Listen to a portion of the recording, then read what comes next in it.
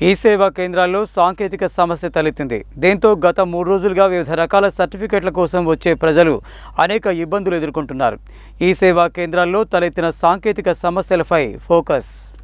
కుల ధృవీకరణ పత్రం, ఆదాయ ధృవీకరణ పత్రం, నివాస ధృవీకరణ పత్రం, జనన ధృవీకరణ పత్రం, స్థానికత ధృవీకరణ పత్రం వంటి సేవలే కాకుండా పట్టాదారు పాస్ పుస్తకాలు, పన్నుల చెల్లింపులు, రవాణా శాఖ స్లాబ్ బుకింగ్లు, ఆధార్ సేవలు వంటి ఎన్నో రకాల సేవలు అందించే ప్రభుత్వ రంగ విభాగమైన ఈ సేవా కేంద్రాలు గత 3 రోజులుగా బోసిపోయి కనిపిస్తున్నాయి. రాష్ట్ర వ్యాప్తంగా ఉన్న ఈ సేవా కేంద్రాలతో అనుసంధానమై ఉండే ప్రధాన సర్వర్లో సాంకేతిక సమస్యలు తలెత్తడంతో చాలా సేవలు నిలిచిపోయాయి. గత 3 రోజులుగా సేవలకు అంతరాయం కలగడంతో వివిధ రకాల పనుల కోసం అక్కడికి వచ్చే ప్రజలు ఇబ్బందులు పడుతున్నారు. శుక్రవారం కొంతసేపు సమస్య పరిష్కారమై సేవలు అందినప్పటికీ సాంకేతిక సమస్య పునరావృతం కావడంతో మళ్లీ సేవలన్నీ నిలిచిపోయాయి.